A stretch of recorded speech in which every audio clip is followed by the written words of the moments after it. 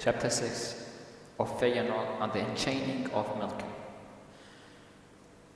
Now the three candles of the altar were gathered at the last in Valinor, with the Tillery, Noldor, and the Vineyard.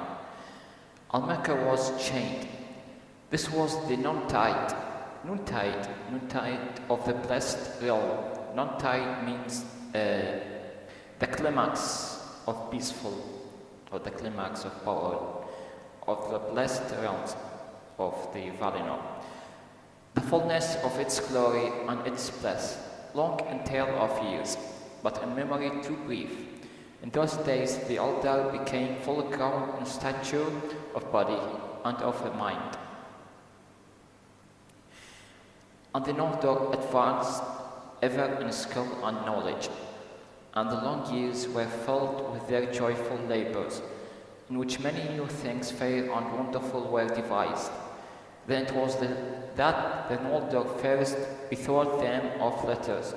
Bethought them means thought or think of letters. And the Rommel of Telerian was the name of the lawmaster who first achieved fitting signs for the recording of speech and song. Some for graving. Graving means digging or delving upon metal or in ice or in a stone. Others for drawing with a brush or with pen. In that time was born in Eldamar, in the house of the king Tyrion, upon the crown of Tuna, the eldest of the sons of the Fenway. And the most beloved, Fenway, was his name. But by his mother he was called Fëanor, spirit of fire, and thus he is remembered in all the tales of Noldor. Miriel was the name of his mother, who was called Serende, because of her surpassing skill in weaving and needlework, for her hands were more skilled to fineness than any hand even among the Noldor. Fineness means the clarity or the purity. The love of Finwë and Miriel was great and glad, for it began in the blessed realm in the days of bliss. But in the bearing of her son, Miriel was consumed in spirit and body, and after his birth she yearned for release from the labors of living. And now, when she had named him, she said to Finwë, "Never again shall I bear child, for strength that would have nourished the life of many has gone forth into Fëanor." Then Finwë was grieved, for the Noldor were in all youth of their days, and he desired to bring forth many children into the midst of Aman. And he said, "Surely there is a healing in Aman. Surely there is a healing in Aman. Here all weariness can find rest." But when Miriel languished still, languished means weaken, when she's still weak and still, Finwë sought the counsel of Manwë, and Manwë delivered her to the care of Ermor in Lorien. At their parting, for a little while, as he thought, Finwë was sad, for it seemed an unhappy chance that the mother should depart and miss the beginning, at least, of the childhood days of her son. So, Miriel, the wife of Finwë, was departed to Lorien for,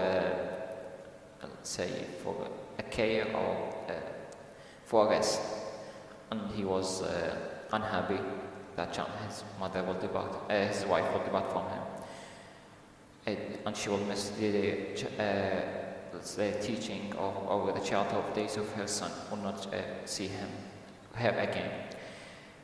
"It's indeed unhappy," said Miriel, "and I would weep, I would cry, if I were not so weary. But hold me blameless in this, and in all that may come after." She went then to the gardens of Lorien and lay down to sleep. But though she seemed to sleep, her spirit indeed departed from her body, and passed in silence to the halls of Mandos. The maidens of Este, the one who was of the Valar, was responsible for the healing, tended the body of Miriel, tended to take care of the body of Miriel, and it remained unwithered and undecayed, but still like it's alive. But she did not return. Then Finwë lived in sorrow, and he went often to the gardens of Lorien and sitting beneath the silver willows type of shrubs or trees. Beside the body of his wife, he called her by her names, but it was unavailing. And alone in all the blessed realm, he was deprived of joy. Deprived means suffered a lack of joy. After a while, he went to Lorien no more. And his love he gave thereafter to his son, and Fëanor grew swiftly, as if a secret fire were kindled within him. He was tall and fair of face and masterful, his eyes piercingly bright, and his hair raven dark. Raven, related to it, crow type of bird. In the pursuit of all his purpose, eager and steadfast, among all his main feature of personality, he was eager and steadfast. Few ever changed his courses by counsel, none by force. Even the council of Valinor changed most of his, only a few. He became of all the Noldor, then or after, the most subtle in mind and the most skilled in hand. In his youth, patterned the work of Romel.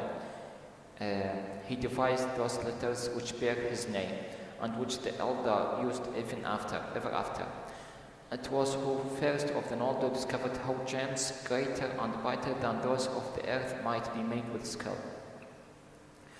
The first gems that Fëanor made were white and colorless, but being set under starlight, they would blaze with the blue and silver fires, brighter than Halloween, one of the stars. And other crystals he made also, wherein things far away could be seen small but clear, as with the eyes of the eagles of Manwë. Seldom were the hands and mind of Fëanor at rest. While still in his early youth, he wedded Númenor, the daughter of a great smith named Mahan, among those of the Noldor most dear to Aule. And of Mahan he learned much of the making of things in metal and in stone. Númenor also was firm of will, but more patient than Fëanor, desiring to understand minds rather than to master them. And at first she restrained him when the fire of his heart grew too hot, but his later deeds grieved her, and they became estranged. Estranged means less close to each other, or less emotional, or their love just decreased a little. 7 sons she bore to Fëanor. Her moods she bequeathed in part to some of them. She bequeathed. Bequeathed means leaved some of them, and in part to some of them, not all of them, but not to all. Now it came to pass that Finwë took as his second wife Endis the Fair. Finwë, his father, father of Fëanor. Second wife. The first one was Menion, which she was, died, or her spirits departed her body in Lorien. Now the second wife was Endis the Fair. She was Vanya, or related to Vanya, not to Noldor. Close kin of Engui, the High King, golden-haired and tall, and always unlike Miriel. Finwë loved her greatly and was glad again, but the shadow of Miriel did not depart from the house of Finwë, nor from his heart. And of all whom he loved, Fëanor had ever the chief share of his thoughts. The wedding of his father was not pleasant to Fëanor, and he had not great love for Endis, nor for Fingolfin and Finarfin, her sons. He lived apart from them, exploring the lands of Aman, or busying himself with the knowledge and the crafts in which he delighted. In those unhappy things which later came to pass, and which Fëanor was the leader, many saw the effect of this breach. Breach is means strife within the house of Finwë between him and his son, judging that if Finwë had endured his laws, means endure or tolerate his laws, and being content with the fathering of his mighty son, being happy with the fathering of his mighty son, the causes of Fëanor would have been otherwise. Means that the causes of the works or the acts of Fëanor would have been otherwise, not what's proposed now. And great evil might have been prevented. For the sorrow and the strife in the house of Finwë is graven in the memory. Graven means scripted in the memory of the Nordorian elves. But the children of Entis were great and glorious, and their children also, and if they had not lived, the history of the elder would have been diminished. Now, even while Fëanor and the craftsmen of Noldor worked with delight, foreseeing no end to their labors, and while the sons of Endis grew to their full stature, at the noontide of Valinor, the climax of Valinor was drawing to its close. For it came to pass that Melkor, as the Valar had decreed means order. Decreed completed the term of his bondage, the prison or the chaining of him, dwelling for 3 ages in the duress of Mandos, in the prison of Mandos, alone at length.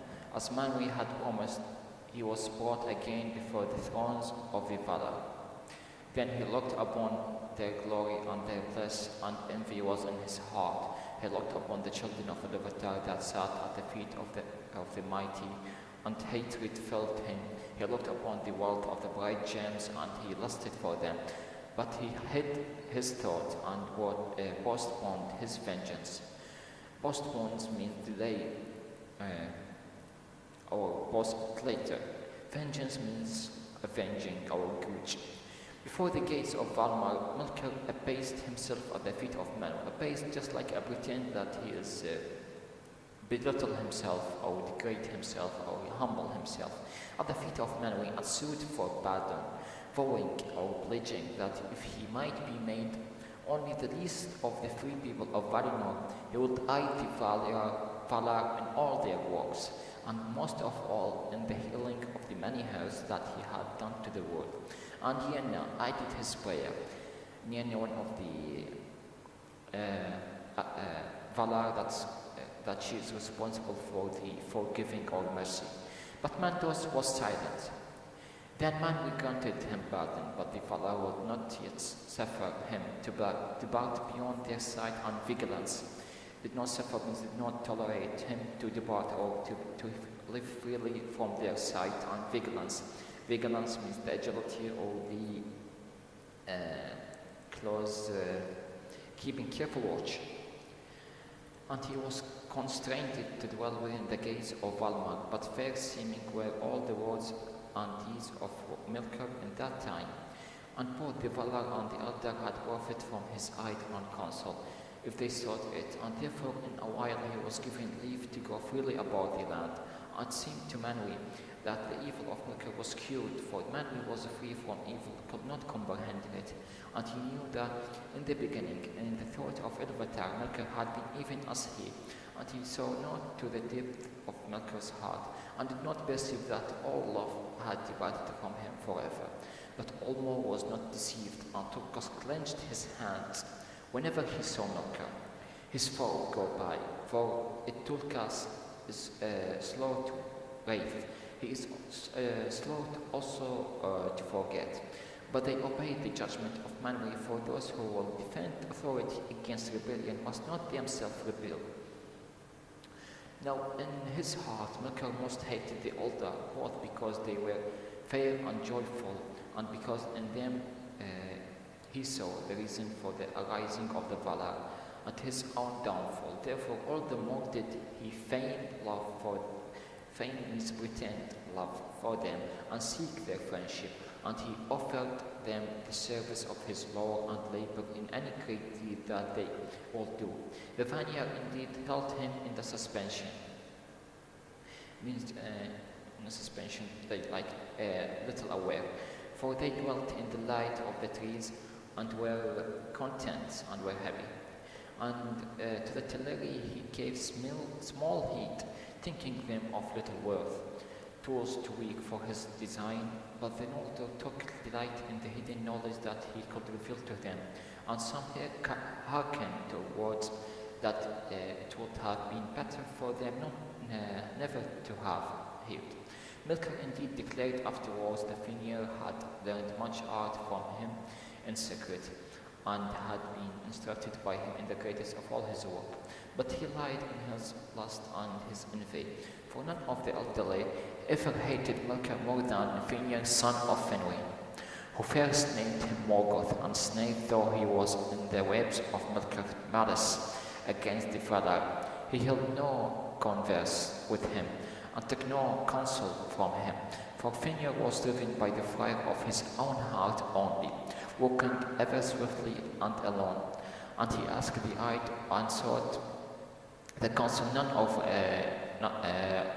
none that dwelt in a man. So he was not asked that Fëanor was not asking for help from anyone, even from Valar, not from counsel, not even from Melkor. And also he was somewhat trapped in the snare of Melkor, or called him Morgoth, but he still not conversed with him about after. Great or small, save only on for a little while of Nardanel the wise, his wife, just a little from his wife, but not most. And this is the end of this chapter.